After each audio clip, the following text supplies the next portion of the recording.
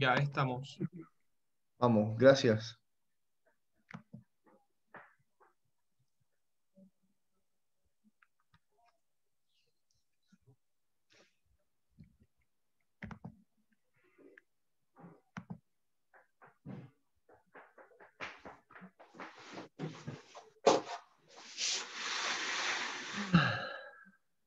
Ahora sí. Bueno, hola a todos y todas, buenas tardes, bienvenidas y bienvenidos a Vidas Moviendo Cultura, una actividad de programación del Centro MB2. Soy Fernando Montanares, director de programación del Centro MB2, y le doy la bienvenida a todas y todos quienes nos están viendo este día sábado en este Vidas Moviendo Cultura. El día de hoy tengo una increíble invitada, baluarte del teatro ariqueño y quien sin duda tiene mucho que contarnos sobre su experiencia y además todo el trabajo que ha realizado en esta región, no solo en la comuna de Arica, sino que también en la comuna de Camarones. Me refiero a Julia Olivera, destacada directora, dramaturga, investigadora y del Teatro Thalía, además docente, directora de la Escuela de Cotpa en estos momentos. Hola Julia, ¿cómo estás? Bienvenida. Hola, buenas tardes a todos, a todas, y bueno, espero que tengamos una conversación bastante entretenida sobre algo que nos llama tanto, ¿no? Esta vocación tremenda que es el teatro. Claro, Julia, nosotros teníamos desde el año pasado pendiente esta entrevista cuando fuimos a hacer cuentacuentos por escena movida a la escuela en Cotpa y dijimos, oh, Julia, ¿te gustaría participar? Y tú accediste y gracias por haber accedido. Y finalmente ahora, a este fin de año, te tenemos como la penúltima invitada de nuestros Vidas Moviendo Cultura. Gracias, Julia, por acceder y contarnos tu experiencia, además, que me parece que es tan importante, sobre todo para la memoria del Teatro de Arica y poder completar esos cuadros que quizás los que no hemos participado de esos trozos de la historia en la que tú has estado, podamos tener también y aclararla. Así que bienvenida. Muchas gracias, muchas gracias. Julia, me gustaría preguntarte, y porque yo sé que hay mucha gente que te conoce, han escrito muchísimo en Facebook del Centro MB2 como la gran maestra seca, que bueno que vas a estar. Entonces, me gustaría preguntarte, porque también hay personas que pueden no conocerte, que nos digas cómo partió tu carrera en el teatro, cómo fue que llegaste al mundo del teatro. Bueno, yo llegué de lo más pequeña, ¿no? Yo aprendí a escribir para escribir. Así de simple, quería aprender a escribir para escribir. Entonces partí con la poesía, escribía mucha poesía, era muy apoyada en ese sentido por mis papás. De hecho, cuando quería inspirarme, iba a lugares que eran medio, ¿cómo se llama?, extraños de que una niña visitara. Mi papá iba con su taxi, me acompañaba y yo estaba ahí, iba a la playa, en lugares para inspirarme cuando tenía ideas con la poesía. Y luego cuando empecé a estudiar un poco más acerca de eso, me fui encontrando con que el género lírico no era privativo de género lírico, ni el narrativo, ni el dramático, sino que en realidad el solo hecho de expresar sobre escena lo que había. Yo partí con la poesía y luego fui entrando a este diálogo tan maravilloso que es el teatro, ¿no? Y la necesidad de que eso no se quedara en texto, o en revista literaria o en un programa de radio que tenía de muy niña, sino que al final eso también se expresara. Y luego me fui encontrando con algo que dicen que lo que la naturaleza no te da, Stanislavski no te lo presta, que tiene que ver con los talentos, y hay que agradecer los talentos que uno tiene. Entonces tenía talento físico para muchas cosas desde el punto de vista corporal, pero también mucha imaginación y sobre todo mucha observación de lo externo, donde uno también se nutre para escribir. Y empecé con temas que tenían que ver con el norte, bastante localista en el primer lugar. Las primeras coplas las escribí a Arica cuando estaba pequeña, séptimo básico, escribiendo copla, después en primero, en tercero medio, seguí escribiendo sobre el norte, me subyugaba mucho lo que tenía que ver con la naturaleza, y después la observación. Yo creo que el haber sido profesora de lenguaje me sirvió bastante, pero no creo en ese cliché, profesor de lenguaje, director de teatro, no, para nada. O sea, para mí era el hecho de que estaba creando, que tenía esa creaturgia, que tenía también a favor que yo estaba escribiendo lo que iba a terminar dirigiendo. Y eso también es un proceso súper distinto de creación, muy distinto. Y también tenía un elenco muy fuerte, muy fuerte, muy fuerte. Estoy hablando que en la academia del liceo donde yo estaba, el Liceo Domingo Santa María, eran 18 horas la academia. Los niños estaban 18 horas en la academia de teatro, y en la universidad 14 el fin de semana, 14 horas el fin de semana, y durante la semana 3 días en la semana. Entonces son muchas horas dedicadas al teatro en un momento que el teatro también era súper relevante en los años 80, era toda una bandera el teatro, y por lo tanto, para mí fue muy positivo, muy relevante ese periodo, porque me ayudó en lo que yo vuelvo a insistir. Estoy apagando el celular porque no me gustaría que sonara de repente, y insistir en eso, ¿no? Es súper importante. La creatividad propiamente tal fue así, pues tenía mucho donde nutrirme, demasiado, demasiado, porque siempre estuvo como fusionado un poco con el tema de la naturaleza y con el norte, pero después empezaron a surgir temas en el norte súper fuertes, muy vitales, históricos, desde norte a sur, así. Yo creo que era muy fuerte acá en Arica y en Iquique, y eso también me fue subyugando para poder escribir. Era cosa diaria. Yo creo que todo va de la escritura y de esta rutina y disciplina que yo siempre tuve desde niña con respecto a la escritura, a la creación literaria. Y era como muy tímida, de verdad, muy cerrada, muy tímida, pero cuando me tocaba salir al escenario, estar detrás del podio y todo, empecé a escribir, y después amaba los idiomas, entonces eso también me ayudó. Yo no seguí escribiendo después de la universidad en otro idioma, pero sí en media, en educación media, yo escribía en francés y en inglés mi poesía. Me gustaba mucho eso, pero lo fui dejando de lado porque uno puede querer hacer mucho, pero también es importante irse abocando. Y yo me aboqué a los alumnos y a las alumnas, o sea, descubrí en la educación el gran amor. Ahí descubrí el gran amor en la educación. Y bueno, y se fue dando lo otro se va dando, que tú estás en un grupo de teatro del liceo y le empieza a ir bien.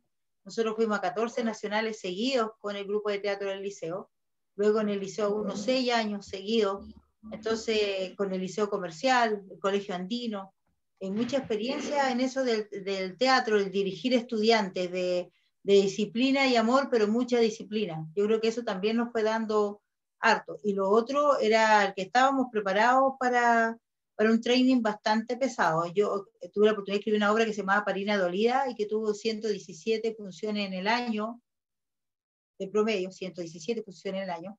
La obra de los asesinatos de alto hospicio ya va en los 150 funciones, no con el mismo elenco, porque el elenco se fue renovando con un tema de edad, pero la obra de los asesinatos de alto hospicio nos llevó a un mundial de teatro, a actuar, a hacer, creo que la mejor obra evaluada de público, en varios encuentros que eran, en que nos presentaban como la oportunidad para los emergentes. Siempre me acuerdo que era una cosa súper reiterativa, los temporales de Puerto Montt, en Calama, la oportunidad para los emergentes, cuando nosotros traíamos un elenco que ya se había presentado más de 50 veces con la obra. Por lo tanto, estuvimos ahí con el elenco de lo que habían actuado la Negra Esther, estuvimos con el elenco de Fernando Mesa, no quiero equivocarme en algunos nombres, Gustavo Mesa me parece que es, pero estábamos con elencos profesionales, por supuesto, frente a estos emergentes universitarios. Y no obstante, éramos nosotros los que logramos el primer lugar. Pero era porque también yo creo que el elenco trabajaba conmigo el texto. Estábamos en esta historia del principio. El estar en la historia es súper importante, es mucho compromiso, y sobre todo después me fui dando cuenta de que el arte era realmente el gran escenario pedagógico, que es lo que ahora a mí me mueve, ¿no?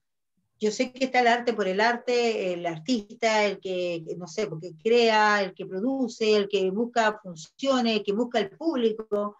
Hoy, en este tiempo, en este año tan especial con el tema de pandemia, esa relación con el público, cierto, fue distinta.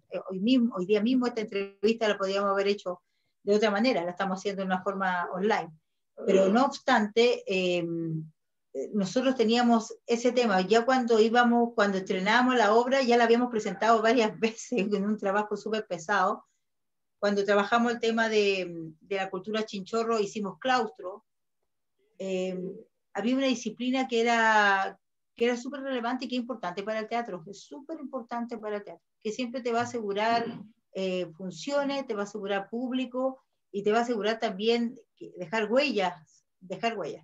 Pero este proceso pedagógico, ¿cómo lo hago pedagógicamente? Fue la gran pregunta que yo me tuve que responder después de dirigir 30 años teatro. Creo que recién ahora yo puedo decir que puedo ser pedagoga teatral, recién a esta altura de mi vida, donde he visto generaciones pasar, historias pasar, distintos momentos históricos, sociales, políticos pasar, y yo podría plantear, soy una pedagoga teatral, después de 30 años de dirigir teatro o de escribir teatro. porque el Thalía ya tiene su año, 35 años tiene el grupo de teatro, es un grupo que ha tenido mucho elenco de 52 personas, ha tenido menos elenco, 5 personas con las que nos movimos los últimos años, nos hemos estado moviendo entre 5 a 7 personas, no más, porque después que salimos de la universidad, nosotros, el independizarse también es todo un proceso. Pero yo creo, vuelvo a insistir, la vocación es una cosa, la preparación es otra, los talentos son otras, y he tenido la oportunidad de trabajar con muchas personas con grandes talentos. Y eso también es importante. Y es tan importante verlos seguir haciendo teatro. Para mí eso es lo más relevante, que las veo y los veo seguir haciendo teatro, seguir escribiendo teatro, con algunas posturas y huellas heredadas que después ellos mismos van a ir evolucionando y dándose cuenta que las cosas, cada uno tiene su sello, ¿no? Como dirección o como actriz. Pero ahí va. Y lo otro de la investigación como actriz, yo creo que eso también es súper relevante en mi caso, llevar a escena no solo lo que yo he escrito, sino darme cuenta de lo maravilloso que es interpretar textos de otras personas. Y sobre todo los textos fragmentados. A mí, en la fragmentación del texto, bueno, no quiero hablar de teoría literaria y sobre todo de dramaturgia, pero sí esa fragmentación del texto, esa urgencia del texto hoy en día, ese texto que puede ser una sola palabra escrita y que significa tanto, ese texto para mí se condice con lo que yo pienso y lo que quiero del teatro en este momento. Eso, porque yo he sido de texto muy extenso. Yo he escrito obras larguísimas, obras que al final eran más narrativas o más lírica que dramaturgia, pero en el proceso uno se va dando cuenta de esta esencia maravillosa que es el teatro, que es la expresión, ¿no? Y uno piensa que es una expresión, porque desde el punto de vista teórico te hablan de función apelativa, de la sucesión, de los asíndetos, de los polisíndetos, la ausencia de comas, de los puntos en el teatro, de estos textos vertiginosos que son de corriente de la conciencia, o son soliloquios, o un monólogo a la antigua, qué sé yo. Pero la realidad es que el texto por sí ya te está gritando, te está hablando lo que quiere expresar hoy en día.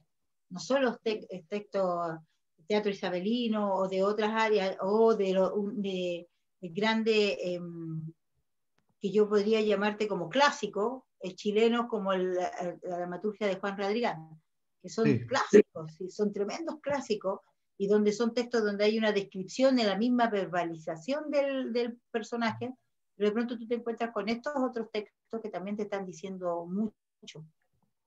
Y no son textos solo contemporáneos, Fernando, también hay mucho texto de mujeres y varones que fueron vanguardistas en su época. Yo creo que es una de las cosas más interesantes que me ha tocado ahora leer del siglo XVIII, XIX, y que eran realmente vanguardistas. Uno no se hubiera imaginado que escribieran así, que escribían de esa forma.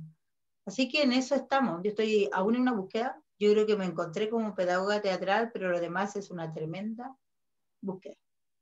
Y eso no hay que parar. Y por supuesto el tema de la pandemia ha estimulado todo eso, ha estimulado esta búsqueda, una búsqueda presencial. Yo he tenido la oportunidad que no han tenido otros de salir todas las semanas a terreno, de ir casa por casa de mis alumnos, casa por casa. El apoyo ha sido presencial, aún en cuarentena más dura, con autorización, permiso y todo. Y he tenido eso, no me enclaustré, no me encerré, no me asusté. Y creo que por eso sobreviví a esta primera etapa. He sobrevivido. Que ha sido tan difícil, ¿no? Bueno, durante la pandemia tuvimos la posibilidad de escucharte en la Semana de la Educación Artística haciendo esta charla magistral llamada El Gran Escenario Pedagógico, ¿no? Y eso que nos contabas, todos los aciertos que has tenido en tu gestión educativa en estos momentos en el Valle de Cotpa, que en verdad es para, como dice el dicho, sacarse el sombrero, casa por casa, llevando los instrumentos, haciendo que participen los chicos, sumado a lo que ya hacías antes de llevarlos al río, a hacer performance, pintarse y todo el trabajo que han hecho, ¿no? Y creo que también de alguna manera, conociendo un poquito de tu historia, esto también puede ser como el macerado de la gran trayectoria que has tenido. Quiero preguntarte particularmente sobre el Teatro Thalía, porque nos contaste recién que es el elenco, pero quisiera saber cómo comenzó el Teatro Thalía y cuál fue el desarrollo de esta compañía de teatro y los años que has tenido, 35 años dirigiéndola hasta el día de hoy. Ya nos dijiste que han pasado de 55 a 5 en el elenco, entonces cuéntanos un poco cómo nace la compañía, cómo se desarrolla y hasta el momento en que llegan ahora a trabajar. Es que era una gran necesidad en los años 80. el grupo literario, uno ahora habla de un grupo literario y son más acotados en número, pero en ese momento la necesidad de estar unido era súper fuerte. Entonces, cuando yo llego a la carrera de pedagogía del lenguaje, para lo que estábamos formando como profesores de castellano, con una exigencia tremenda en ese tiempo, también estaba esta otra presión y opresión que hacía que era necesario expresarse, ¿no? De otra manera. Y se daba. Entonces el grupo de teatro, por supuesto, estaban todos los mechones, más parte del segundo año, 50 y tantos alumnos en una sala, y de los cuales la mayoría era mayor que yo. Yo 16, 17, 17, 18 entré a la universidad, entonces era como muy complejo, ¿no? Empezar a asumir con eso, pero sí venía de una experiencia creativa súper fuerte que hizo que esa gente tuviera fe en mi trabajo, a pesar de que yo era, como vuelvo a insistir, quizá la más joven de todo el elenco y era la directora. Y porque partíamos con mucho train físico, nosotros teníamos mucho train físico, eso era súper importante, y también después el creativo. Por supuesto, uno, como todo esto nace el lenguaje y después se va a lo que era la Facultad de Humanidades, los textos eran de lenguaje, y los primeros eran de literatura española clásica, era muy, y después casi todo con literatura española, después empezamos a ver, pero siempre Talía actuaba cosas muy serias, muy profundas, para algunos muy oscuras, y de repente empezamos, 2 veces me ha tocado experimentar con la comedia, una obra que no era hecha para comedia, como Prohibido suicidarse en Primavera de Casona, pero que la lectura y la textura propiamente tal como se fueron tejiendo la idea, tenía algo de ironía, algo de eso, y después con 3 noches de un sábado, que también era Tercera Espera, que también teatro de acá, y ahí experimentamos la comedia, después en el teatro infantil, y después nos fuimos dando cuenta que también los gustos que traían las personas al elenco, el grupo empieza a abrirse, queda la Academia Talía de la Universidad de Tarapacá, pero el grupo empieza a abrirse a otras personas que empezaron a ingresar y que venían con experiencias teatrales del Pedro de la Barra en Antofagasta, que venían con experiencias teatrales de Santiago y se empezaron a sumar al elenco, hasta que de pronto surge un elenco que viene del Liceo Domingo Santa María, de primero a cuarto medio, fortísimo, con un training tremendo, y ese después entra a la universidad. Y ahí yo creo que fue el punto más fuerte en esta curva histórica del Grupo de Teatro Talía, con respecto a la producción de obras. Era como una sed de producir, eso se va dando con la historia, eso se fue dando con la historia, ¿no? Ya llegamos al 2000, 2001, 2000, hasta el 2010, con una producción pero bárbara de cantidad de obras al año, y con promedios de funciones, de cantidad de funciones muy alta. Y enfrentando este gran tema que tiene que ver con los espacios donde presentarse, con los espacios para crear, con los espacios para poder ensayar, para poder estar tranquilo en este proceso creativo. Entonces, eso es el Talía fue de la mano con esta historia, ¿no? De la carencia de espacio, con esta historia de pronto se enmudece, con esta historia de que el teatro es panfleto, ¿qué es lo que es el teatro? ¿En qué se convierte el teatro llegado al momento histórico? Como no es un medio para, sino que al final realmente la expresión artística es súper relevante, muy relevante, cuando hace que el público se pare porque está contento con tu obra o se para porque se disgustó con tu obra y se va. Cuando creas algo, cuando provocaste algo en el público, que lejos de significar para uno algo complejo, todo lo contrario, porque te movilizó, es porque entendiste, porque sabes que lo que te estoy comunicando, que lo que te estoy entregando, que este nexo tan potente entre el público y el actor o la obra misma, no tiene que ser siempre grato, no tiene que ser de agrado. Yo creo que eso es una de las cosas que como grupo de teatro mantuvimos durante más de 30 años, que era el hecho de alcanzar un contenido súper profundo en las obras que nosotros montábamos, pero también hacer entender al público que la experiencia estética no es siempre la positiva, la bella, la que yo espero y la que yo quiero escuchar. Eso es súper relevante, ¿me entiendes? Y eso hace que el oído sea activo, que el alma que te está recibiendo sea activa, sea activa. Claro, y frente a eso, un grupo de teatro de ese tipo, que es un grupo de teatro que trabajaba con un financiamiento mínimo y que dependía de los proyectos para lo económico, pero no para crear, le debe pasar a ti y a todos. Ya en un momento es un tremendo golpe no ganarse un fondo, sí, puede ser. un tremendo golpe tener que enfrentar pandemia cuando yo soy activo y soy esto. Pero después tú te vas dando cuenta que eso no te inhibe el universo creativo, no te inhibe la oportunidad de expresarte. Eso es algo más, que es relevante, importante, sobre todo para los que viven del teatro propiamente tal. Pero no obstante, jamás te va a inhibir tu creatividad, jamás te va a inhibir tu pasión, tu fuerza para seguir trabajando. Así que yo creo que eso también nos mantuvo como grupo, con o sin proyecto ganado, con o sin financiamiento, ese afán de crear. Y luego es esa reciprocidad que tú tienes con la comunidad. Cuando la municipalidad te dice, señora Julia, ocupe el espacio que quiera. Cuando la universidad te dice, ahí tienes el aula magna para lo que quieras. Cuando pasan esas cosas, empieza a ocurrir esto, este retorno, y tú te das cuenta que lo que necesitas es el espacio para crear. Hay un espacio íntimo de creación, pero cuando tú empiezas a montar una obra, es necesario un espacio.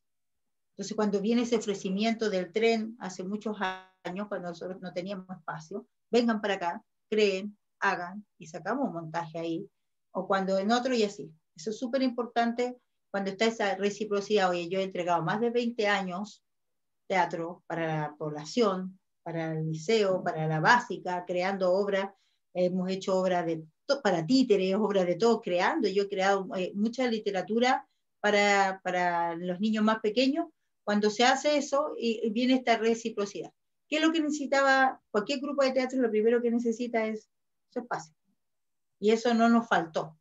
Como teníamos el espacio, no nos faltó para poder crear y seguir haciendo. Aún cuando yo estuve en el cargo ministerial, seguimos 4 años trabajando igual, creando igual.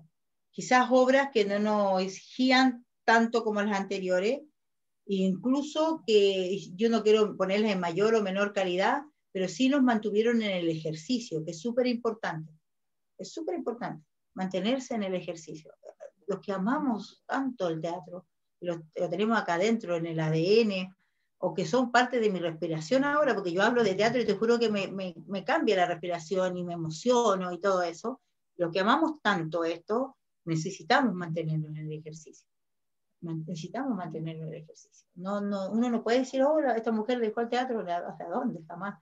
Si es un tema de tiempos. Yo soy siempre, los tiempos y los espacios se ceden, se conceden y no se recuperan nunca más. Son nuevos espacios los que uno va a tomar. Acá no es cedo con cedo y recupero, no, para nada. Yo creo que no hay nada más maravillosamente solidario y generoso que el teatro. Y lo que hemos hecho parte de nuestra vida sabemos que eso es así. Así que particularmente para mí el tema de la pedagogía ahora es porque ya he llevado 30 años en esto y sé, entiendo, porque es una línea muy delicada que hay que respetar mucho en los ánimos, en la conducta de nuestros alumnos y nuestras alumnas. Hay que tener mucho cuidado con eso, por eso es muy importante saber de psicología del niño, psicología del adolescente, prepararse, conocer los contextos en que se mueven nuestros alumnos. Hay que tener mucho cuidado. Lo que nos resulta con un curso o en un momento no nos va a resultar con el otro. Entonces, la observación es súper importante, la observación respetuosa. A veces nos obnubilamos con niños que son tremendamente creativos. Sucede que el ratoncito que está ya al último, siempre me acuerdo del año 96, cuarto B del Liceo Domingo Santa María, de un alumno apellido Zapata, que estaba al último ahí. Era un actorazo, y él siempre calladito, siempre observando, mirando. Yo lo recuerdo, bueno, ya era ahora un hombre adulto, quizás hasta abuelo, pero el asunto es que, ¿cómo puede alguien que está tan como inhibido o cohibido en su expresión sobre el escenario ser mágico? Ser mágico. Entonces, por eso la observación es importante. Uno debe tener una rutina generalizada para los niños, una rutina generalizada para un primer grupo de adulto mayor que le haga teatro. No son los mismos ejercicios, no es nada, todo eso es distinto. A mí me ha tocado hacer teatro a un grupo que el promedio de edad, Fernando, era 74 años. Wow. 74 el promedio de edad. Una maravilla, una maravilla. Actuó un solo niño y una sola actriz más joven en ese tiempo, la Berta Reyes, actuaron más jóvenes en El Tren de la Nostalgia. Esa era una obra que escribimos que se llamaba El Tren de la Nostalgia. Cuando terminó la obra, tuvimos la posibilidad, que yo la he tenido con los elencos de que se aplaudiera de pie más de media hora la obra. Lo mismo pasó con Todas Iban a Ser. Todas Iban a Ser en el sur, en Concepción nos pasó eso. Pero cuando ocurre esto acá en Arica, que el público se pone de pie y aplaude, que el abuelito suelta las muletas, que la señora que quería hacer la proa, ella soñaba con ser, siempre me acuerdo de esa actriz, que es una persona muy adulta, y soñaba con ser la proa de un barco de Pablo Neruda. Mira, todo el sueño, ser la proa de un barco, pero no cualquier barco, de un barco de Pablo Neruda. Una persona que estamos hablando de los 80 años, y con problemas, porque no eran personas, no son estos abuelitos bien conservados del hogar de Cristo, abuelitos con muchas necesidades, y de pronto hacer eso. Pero yo creo que si yo hubiera empezado con la misma idea de Julio Olivera en ese momento, hubiera equivocado el rumbo, lo hubiera equivocado tremendamente. La observación, la conversación, el diálogo con ellos y con ellas fue lo más relevante para terminar creando esa obra con ese éxito. Y que entendieran, igual que los niños, porque los niños cuando ya montan 2 o 3 veces una obra te empiezan a pedir otra. Es muy, muy extraño, porque bueno, es parte también de la creatividad y de esa cosa tan vertiginosa, pero me pasó con ambos extremos. Los más pequeños, que yo siempre he dicho, con pañales iban a la escuela de verano de la UTA algunos niños, a los más adultos. Y me pasaba con ellos, ¿cierto? Segunda, tercera función ya era como el acabose, como segunda y tercera función de una obra. Hasta que entendieran que los públicos son distintos y que tenemos que llegar con lo que hemos creado a la mayor cantidad de gente, si es posible. Eso. Y eso es algo en lo que tú eres, por supuesto, destacado. Como tú decías antes, más de 150 funciones de Todas Iban a Ser, Parina Dolida también. O sea, yo mismo me acuerdo de haber sido estudiante y haber recibido las obras del Teatro Thalía en el colegio, haber ido al aula magna a verlas, El niño que enloqueció de amor.com, que estaba dentro de una máquina. Me acuerdo también no sé, como Las Momias, también en un encuentro teatral que se hizo en el aula magna, y en ese sentido, y también en los mercados.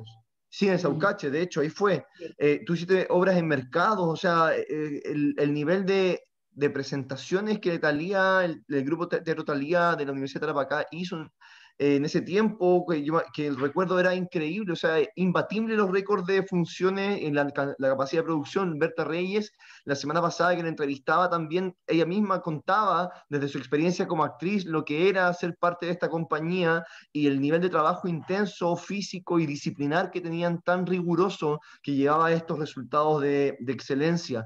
Pienso, escuchándote, que claro, Teatro Thalía también bebe o se nutre de las ideas de los teatros laboratorio, ¿no? Como esta idea de estar constantemente en una creación investigativa que genera un trabajo en donde está el cuerpo presente, donde hay un vínculo con el territorio, con las temáticas del territorio, y eso también fue la particularidad que tuvo. Todos, yo creo que mucha gente que conocemos el teatro local sabemos el éxito que tuvo Todas Iban a Ser en el sur y en todas las competiciones, porque, o sea, se sabe que Julio Olivera dirigía el grupo de teatro que iba a las competencias, a los interregionales, y ganaban todo el tiempo. Yo me acuerdo de haber visto Todas Iban a Ser reinas y quedar impactado en el teatro municipal por haberla visto siendo estudiante. Entonces, wow, me parece todo este relato que nos haces, Julia, sobre tu trabajo es Y cuando increíble. tú tienes una postura te puede parecer, pasar esto, otro. Eso es súper relevante que le pase a una compañía teatral o a un grupo de teatro.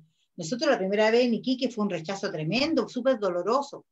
Justo tuvimos esas cosas, 8 de octubre, cuando se habían cumplido un año que habían encontrado los cuerpos de las niñas, teniendo una función en el Teatro Municipal. Wow. Después de 4 años volvimos y nos aplaudieron de pie, las flores no llegaban, estoy hablando de flores, chocolates, diarios, todo. Pero en ese momento, cuando está la herida abierta, nos tocó por coincidencia el mismo día. Siempre me acuerdo 8 de octubre que fue. Entonces ocurre eso. En Copiapó también los varones se paran y empiezan a decirlo, claro, nosotros somos los malos, somos acá, con todas iban a hacer. Nos pasó eso. En Concepción, gente que uno dice, ¿cómo va a haber teatro? Ya veía teatro y la cabeza así pegada en el vidrio porque quería entrar de nuevo a la segunda función, empujándose. ¿Por qué? Porque las emociones te dejan así, ay, sobre todo ante actuaciones magistrales de Berta y todo ese elenco que era tremendo, era un elenco tremendo. Nosotros, Cuando nos tocó ir a Calama para promocionar a la universidad, teníamos 11 funciones diarias. 11 funciones diarias. Entre el niño que enloqueció de amor y todas iban a ser. Ese fue el último elenco, no el elenco de la generación de la Berta Reyes, pero era un elenco que iba, pero a todas, increíble, muy joven también, mucho más vital. Tenía otros temas que teníamos que trabajar nosotros, los directores y los más mayores, pero en realidad era un tema súper especial, o sea, ¿cómo? Y yo estaba en mi 8º mes de embarazo, me acuerdo en las últimas funciones, entonces era muy especial. Lo que sí aprendimos en el camino era hacer obras más breves en el tiempo. Y lo aprendimos de una anécdota, porque la Fernanda, mi hija, ella estuvo a punto de nacer en el escenario. Y dijimos, ya nunca más obras largas. Esa vez hicimos esta obra, La señorita Tacna, de Mario Vargas Llosa. Wow. Era larga. Y yo estaba en lo técnico en esa obra, pero estaba mi familia actuando arriba. Y terminamos la obra, guardamos los cables y a las 2:15, o sea, pasado 15 minutos de la medianoche, nació la Fernanda. Entonces, ahí aprendí también que hay obras que tienen que también un tiempo, tú tienes que elegir bien el tema, porque si no haces muchas obras más. Solo el tema y abocarte y ganar en ese espacio. Lo que pasó con el niño que enloqueció amor.cl, que si duraba un poco más, se nos caía. ¿Ya? O sí, creo que era .com, pero se nos caía, si era un minuto más se nos caía, es porque había un guateo, algo ocurrió en la tensión y distensión de la obra, algo había ocurrido y por eso nos duraba eso. Era como relojito, eran 30 minutos cerrados la obra. Y para eso 2 meses estudiaron teatro acrobático todos los días con teatro en el aire, un teatro de Santiago, los actores, las actrices. Y se prepararon, porque la idea mía era esa, que tenía que tener la rapidez de cuando vas abriendo ventanas en el computador, tenía que tener esa agilidad, pero también la emoción, entonces había mucha preparación. Y ahí el espacio que nos dieron fue donde estaba el tren antiguamente, que estaba acá abajo cerca del puerto. En ese espacio trabajamos. No hubiéramos podido hacerlo en el aula magna de la universidad con la rigurosidad y con lo otro. Y otra cosa era, y los chiquillos que han estado en Talía saben en ese tiempo, es que el ensayo se terminaba cuando se terminaba. Entonces, yo creo que eso también, las confianzas de la familia, yo creo que fue una de las cosas que siempre tuvimos muy en positivo, muy en positivo. Las confianzas de la familia, de que nosotros cuando entrábamos al aula magna, entrábamos tempranísimo en la mañana y salíamos oscuro en la noche, era porque estábamos trabajando en serio. Para prepararnos, porque cuando el texto ya es parte tuya, esos tiempos son más cortos, pero cuando estás preparándote para, porque quieres participar en esa obra, quieres participar, pero para eso sé que tengo que elongar más, sé que tengo que ser rápida, sé que tengo que manejar no solo el ritmo, sino el tempo de la obra, tengo que manejarlo bien, porque después uno dice, sí, las obras eran buenas, la gente las veía, pero ¿por qué eran buenas? ¿Por qué se consideraba buena una obra? ¿Qué hacía que de pronto en un encuentro nacional nos dijeran la única obra de teatro que se presentó, que de teatro así, como presentarse en cualquier lado para que pueda, o nos aconsejaban, tengan más funciones, no sé qué, por esta función? Ocurría algo históricamente. Pero todo eso puede ocurrir, y yo me agradezco mucho que esas generaciones sigan haciendo teatro, o que estén en cargos, como están algunos en cargos. Me tocó a mí dirigir a varias personas que ahora están en cargos, ¿no? Cuenta cuáles son, po. A Vlado Mirosi me tocó dirigirlo en teatro, una sensibilidad increíble para el teatro, una sensibilidad increíble, pasó.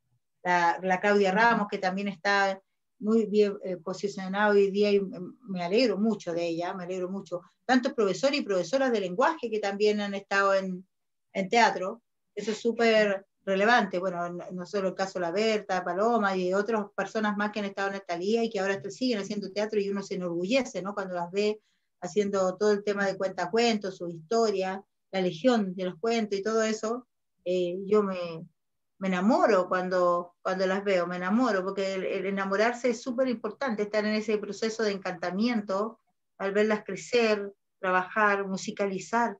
Hoy musicalizar, qué maravilla y todo eso.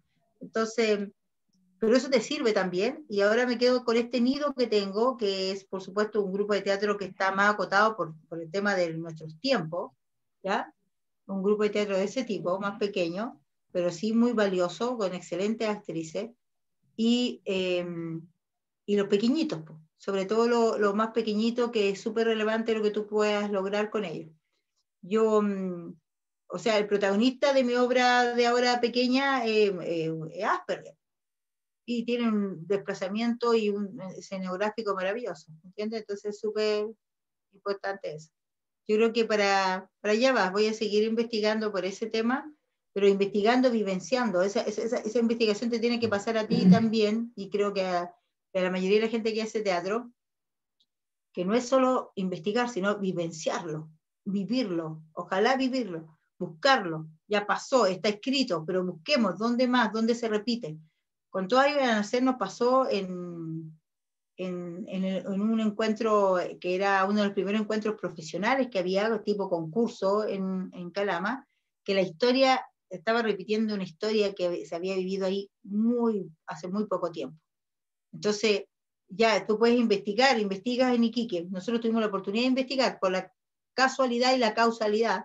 Nos encontramos en medio de la toma, me encontré yo personalmente viviendo en Coquimbo, en la calle donde estaba una de las mamás, porque era una calle de la toma de Santa Rosa, porque estaba investigando. Y después llego a la comisaría un día, te cuento que llego a la comisaría un día con mis hijos, porque el bus me había dejado parada con mis hijos más pequeños en ese tiempo, que ahora ya son adultos, y me dice, señora, vaya a reclamar nomás a la comisaría, vaya. Voy a la comisaría y me encuentro con unos papás que estaban avisando que su hija se había desaparecido.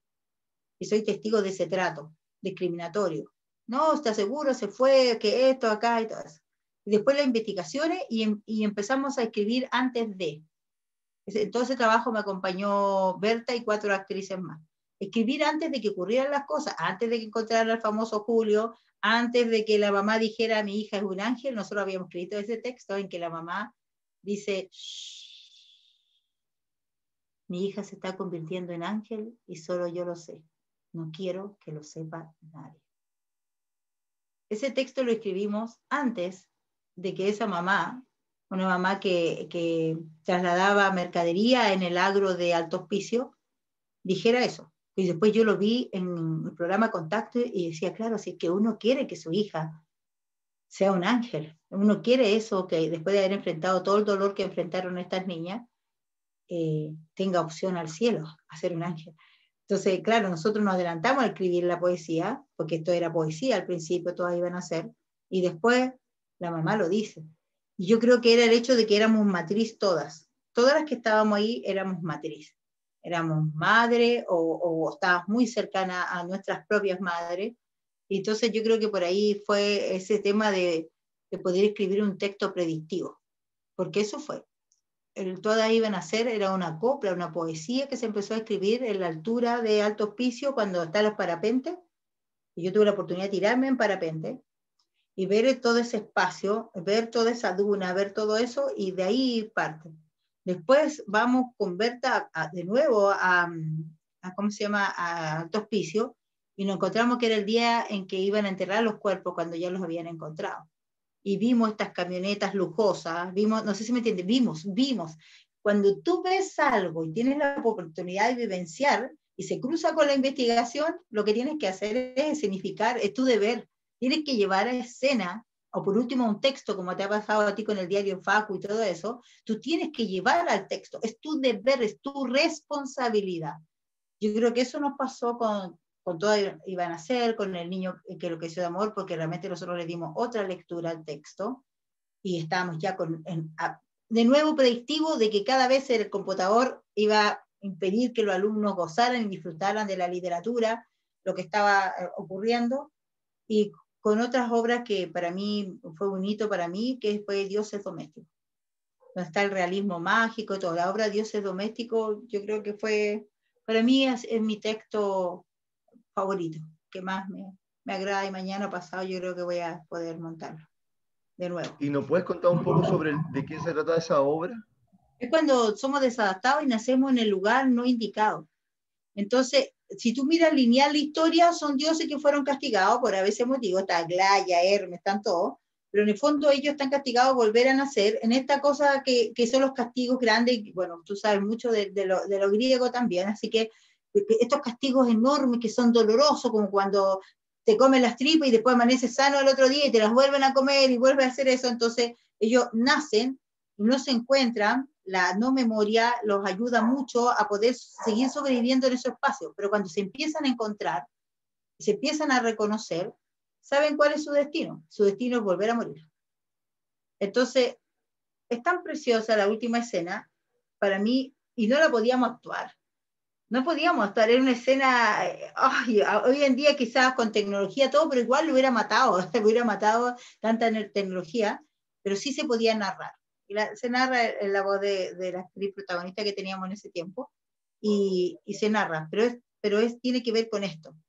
Cuando nacemos en el espacio que no nos corresponde, que no se puede, y tenía que ver en la lectura de lo actual, de todos estos niños y estas personas con tremendos talentos, tremendas energías, y que la sociedad los inhibe, los cohíbe y los deja sin oportunidades. Después se habló de resiliencia, en el camino después aparece la palabra resiliencia, pero que son los que son capaces de salir adelante y todo lo demás. Pero aquí este tema era eso, era un eterno retorno,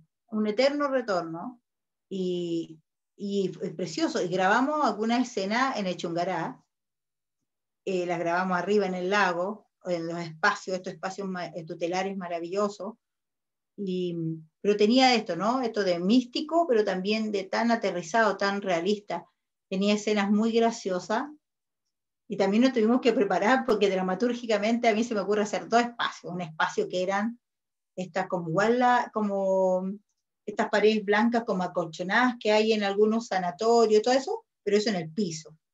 Y ese era el espacio. Entonces era un espacio incómodo, era un espacio que cansaba mucho muscularmente al actor. Y luego estaba el otro espacio entre medio, como laberinto, que era de madera, de la madera del espacio propiamente de donde nos tocaba actuar, que era mucho más sencillo, donde fluía, donde era agradable, donde corrían, donde se decían cosas graciosas, donde Hermes era tremendamente simpático, la Aglaya, olvídate, era wow, ¿sí? La Diana, todos los dioses tenían disfrutaban lo que les faltó tanto a ellos, ¿no? Porque en la mitología lo que hay es mucho sufrimiento, es mucho tormento. Entonces ahí en ese espacio le dábamos la posibilidad de que, wow, fueran así. Tenían las mismas funciones que tenían en el Olimpo, pero era mucho más grato hacerlo. En cambio lo otro era pesado, y esa pesadez fue una exigencia física para los actores increíble, increíble.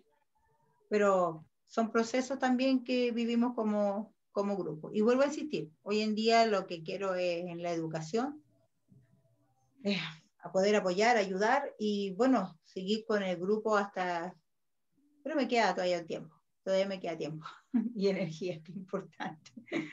Harto, y ya lo estás haciendo, o sea, ya lo has hecho y ya lo estás haciendo también.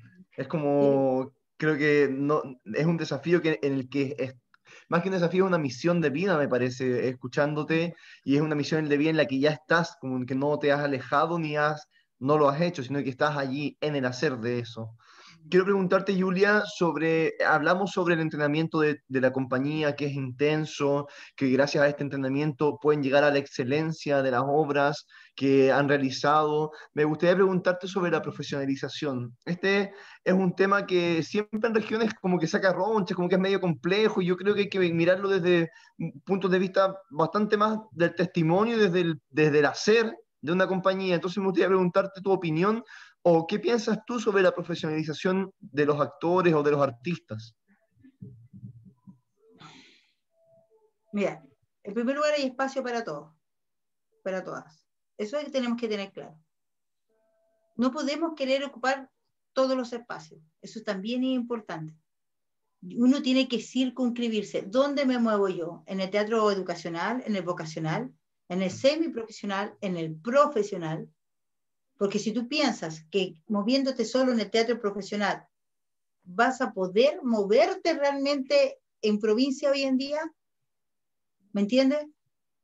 Cuando pasa esto de que empiezan los actores a ir a hacer clases a los liceos, o cuando pasa que al director o la directora lo que le interesa es que sea profesor antes que nada, no importa si los productos son de mierda.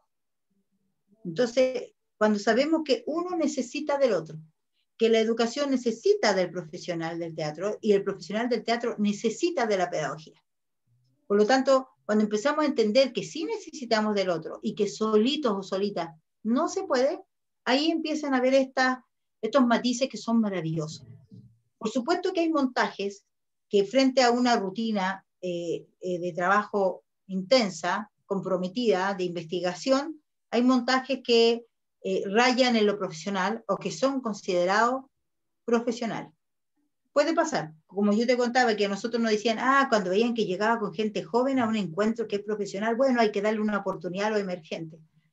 Eso me pasó en Calama, me pasó en Puerto Montt, me pasó en Concepción, y después que veían la obra, las tres obras que nosotros llevamos a hartas partes, ya, cuando nos tocó estar en el LED, en el Laboratorio Experimental de Teatro, ahí habían elencos profesionales, espectaculares, maravillosos, y el Talía estaba aprendiendo.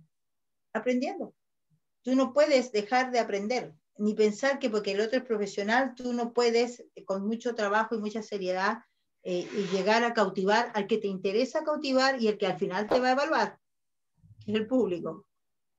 Al final es el público el que te va a evaluar.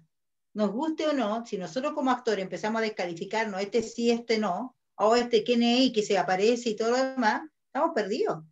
Si hay espacio para la creación, hay espacio para el teatro, pero esto yo lo puedo decir ahora, después de años, ¿me entiendes? Entonces, pero al final, ¿quién es el que va a ver la obra cuando una persona que tú lo desconoces va a ver la obra 3, 4 veces y quiere ver de nuevo la obra de teatro?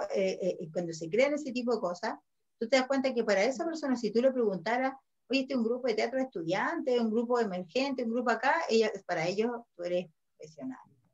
Entonces, al final es el público, pero no es un público ignorante. Hoy en día nuestra formación de público cada vez es más seria.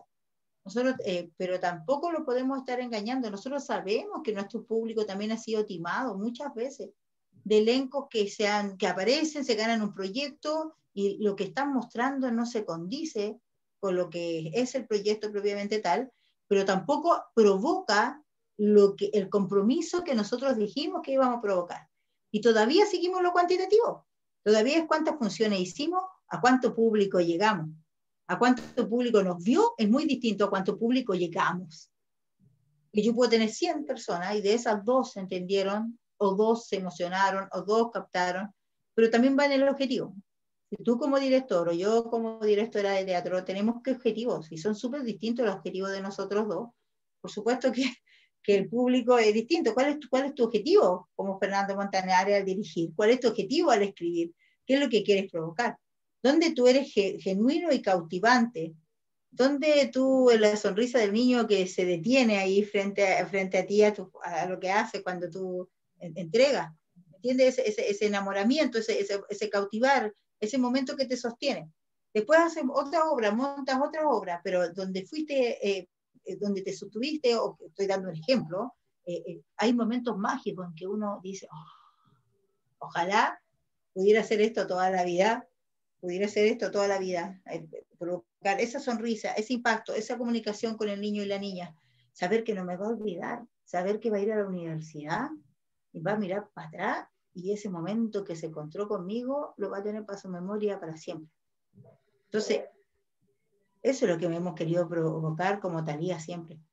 Eso puedo decir, que el grupo que yo dirijo y la forma en que yo dirijo ha querido provocar eso, el no olvido, que no es lo mismo que la memoria olvidada y que toda esa mirada que se le puede dar, incluso desde el punto de vista político partidista. Te estoy hablando de otra política, estoy hablando de una política de acá, de adentro.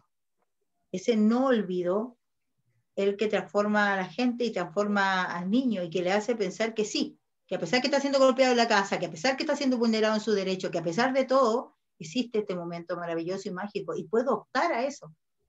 Cuando un niño disfruta por primera vez en el escenario, se nota. Cuando por primera vez está disfrutando, gozando con todos sus sentidos algo. no solo que le llamó la atención por el color, le llamó la atención por esto, sino que está disfrutando integralmente. Para allá, eso me gustaría, tener mucha vida, mucha energía y salud y físico, mucho físico para seguir haciendo cosas, y para allá, eso. Sí, y te vuelvo a decir que el no olvido es lo más importante. Pasa con nuestros muertos, ¿no? Pasa incluso con nuestros muertos.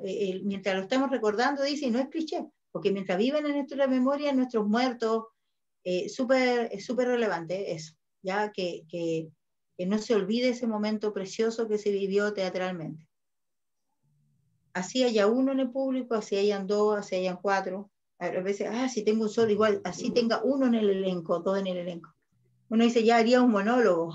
La otra vez leí uno de los comentarios, si tuviera uno o dos alumnos, haría un monólogo. Pero en el fondo, dentro de uno mismo viven tantas voces, tantas posibilidades, y al final ese monólogo se puede convertir en algo mucho más maravilloso y mucho más colectivo, porque internamente también somos colectivos. Y ese niño juega a mamá, juega a papá, juega a todos. Tú sabes que hoy en día los niños juegan a todos, si tú les das la libertad, el niño juega a todo. Mi hijo menor toma la muñeca sin ningún problema, ¿me entiendes? Y juega eso y todo, y no tiene ningún problema con los colores, con ningún problema de eso, entonces, porque el niño juega a todo, nosotros lo vamos restringiendo, ¿no? Y en esa libertad maravillosa de crear también está la libertad de recepcionar, no hay receta para esto, lo digo sinceramente, o sea, si alguien está haciendo teatro pensando, si digo esto voy a provocar esto, si estoy pensando en lo que voy a provocar, yo diría que estamos errados en el camino. No puedo pensar solo lo que voy a provocar, porque es lo que yo estoy comunicando, ¿me entiendes? Lo que yo estoy comunicando y al comunicar provoco esas emociones encontradas, porque no hay nada más rico que no se emocione solo el público, sino que yo me emociono actuando, yo me emociono escribiendo. No sé, de repente me estoy yendo a un tema que es mucho más largo de hablar, que tiene que ver con esta relación con el público y sobre todo con el público infantil, que hoy por hoy ha sido muy vulnerado. Los niños y las niñas han sido muy vulnerados. Yo algo que en estas idas, en estos apoyos presenciales, lo que más me ha marcado ha sido la vulneración de derechos de nuestros niños y nuestras niñas en este periodo. Ha sido muy pesado el encierro para ellos, muy pesado también para las familias. Entonces, como teatralmente nosotros podemos ir en apoyo, sin que suene a una ayuda solidaria, sino que, no, te estoy invitando a que veas en el teatro una posibilidad de, porque la palabra disfrutar, tú disfrutas, Fernando. Yo estoy segura que el elenco que está contigo tiene que estar disfrutando. Nosotros, los del Thalía, el Thalía de ahora, disfrutar el teatro, aunque el tema sea pesado, aunque el tecnicismo y depender del tecnicismo a veces es tan complicado, pero cómo disfrutamos, cómo le damos espacio a disfrutar las artes en pro de que seamos más integrales, personas mucho más completas. Eso. Absolutamente, Julia. Wow, es que me hace mucho sentido todo lo que estás diciendo. Una de las directoras que me gusta, Bogart, dice, tú no puedes crear una experiencia, solo puedes generar las condiciones para que la experiencia aflore. Entonces, claro, tienes toda la razón, nosotros estamos creando estas condiciones constantemente y el primer lugar para crearlas es disfrutar lo que hacemos. Si no hay disfrute, es imposible que podamos generar una experiencia que sea positiva para los demás. Eso me hace mucho sentido. Yo quiero preguntarte un par de cosas más, ya estamos llegando hacia el final de la entrevista, pero es como para hablar contigo, no sé, muchas horas en verdad. Me gustaría saber, tú hoy día eres un referente, por supuesto, pero quisiera saber en su momento, antes o quizás todavía hoy, ¿quiénes fueron las personas que fueron tus referentes? ¿A quiénes te influenciaron, etcétera? Guillermo Jorquera, director de teatro. Uh-huh. Mucho Iris Di Caro, quizás ustedes no la conocieron, pero directora de teatro y directora de teatro buenísima, pero aparte creadora musical, y eso me ayudó mucho en ese sentido. No era el cassette, en mi tiempo el cassette grabado de La Pérgola de las Flores y tú doblándolo, no, era tú actuando, tú estudiando el personaje, los acentos, todo así, era una cosa así. Yo estaba en quinto básico y recibía todo ese bombardeo de las artes. Mi profesora jefe era la profesora de música, así que imagínate, el piano todos los días ahí, yo con los arpegios, y eso me influyó mucho. Mi madre, por supuesto, por escribir y actuar tan precioso y bailar magnífico, yo creo que eso también te influye. Y a nivel nacional, el Alfredo Castro, el Willy Semler, que para mí eran, y con ellos estudié, tuve la oportunidad no solo de talleres, sino de capacitaciones. Así estoy hablando de lo más cercano en ese sentido, y Ángel Latu, mucho, de Antofagasta, mucho. Su teatro de la Teresa Ramos y de él, para nosotros fue muy de apoyo. Nosotros hacíamos encuentros de teatro universitario, éramos la sede de los encuentros de teatro como talía, y eso también te ayuda harto. Ya así yo sí, es mucho más local y cercano lo mío que lo externo. Y en la dramaturgia, la Sarah Kane, súper fuerte en ese sentido desde el punto de vista de la fragmentación del texto y de esta urgencia dramatúrgica que ella tenía, y en ese sentido. Y yo creo que esos son como, porque después lo otro ha sido irme haciendo. He leído harto, porque la carrera que escogí es de mucha lectura, Y teatro era 2 semestres cuando yo estudiaba, y también dramaturgia. O sea, todo lo que era análisis de texto dramático y todo eso. Entonces había una formación mucho más holística, psicolingüística, sociolingüística, en la malla que nosotros teníamos, que era potentísima, de las Chile, que era una malla que venía de las Chile. Entonces, pero realmente de ahí la inspiración, y lo que tiene que ver con pedagogía teatral propiamente tal, todo lo de la Verónica García Huidobro sí me parece súper válido. Cuando yo leí el libro apenas salió, con esta flexibilidad que tiene que ver con la variante geográfica, que era importante. Nuestros niños maduran un poco antes, se adelantan, son mucho más corporales que un niño de sur. Nuestros niños son mucho más corporales. O sea, acá cosas tan como incluso el estar más ligeros de ropa es súper normal, es distinto. Entonces, también hay que tener cuidado con eso de cómo entregamos la pedagogía teatral en el contexto según el lugar. Me ha tocado ir a hacer taller a Shonhuenco, al interior, hacia arriba, novena región. Es súper distinto allá el niño y la niña de allá que otro niño en Puerto Natales, haciendo taller en Puerto Natales o en Iquique o acá. Yo creo que esas variantes, pero ahí me ha influido mucho. Bueno, me dio la guía ella, yo creo. Y después uno va experimentando, creciendo y haciendo sus textos de teoría respecto al teatro. Eso. Oye, yo sé que un 26 de diciembre es más complejo reunirnos y todo lo demás, pero agradecer la invitación. Agradecer la invitación. Este diálogo es súper importante, ¿no? Que los dos estemos conversando acá tiene otro significado y otra trascendencia aún mayor. Sí, bueno, y sabes que hay gente aquí en Facebook que tiene, o sea, nos han dejado muchos comentarios. Te quiero contar que aquí está Jessy Copa, que nos saluda, que es parte de la Mesa Regional de Educación Artística. Está Cristian Guzmán Castillo, que dice: bienvenida, profesora, hermoso recuerdo cuando nos hacía clase los fines de semana en el escenario del CFT. José Campos dice: gran maestra Julia. Berta Reyes y Adi P. Olivera nos indican, corrigen, que yo dije niño que lo que sea de amor.com, y ellos sí nos corrigen que es .cl, como tú bien habías dicho. Jessy Copa agrega: pero aún falta difundir más el teatro, plasmarlo en lo educacional. Es un desafío, grandes exponentes del teatro. Tú, por supuesto, lo estás haciendo sin lugar a dudas. Fabián Retamal, un increíble gestor cultural, artista, alguien a quien estimo mucho y admiro. Además, te deja aquí un abrazo para ambos. Querida Julia, gracias por todo tu quehacer en el teatro. Imagínate, Fabián Retamal, desde el Magíster de Gestión Cultural de la Universidad de Chile, que está aquí también con nosotros. Para terminar, tengo una pregunta que se repite 2 veces, que es de tanto María Imperio como Juan Pablo Rivera.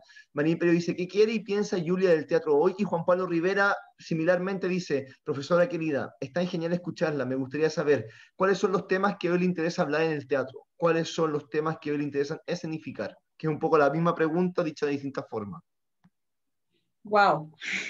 Sí, pues a mí siempre se me ha cruzado esto de la dramaturga mujer con la dramaturga profesora, ¿ya? Y después en un momento tuve la oportunidad de tener el ojo político, que es súper importante, porque es bueno estar al otro lado de la vereda. Yo creo que muy pocas personas han tenido las oportunidades que yo tengo.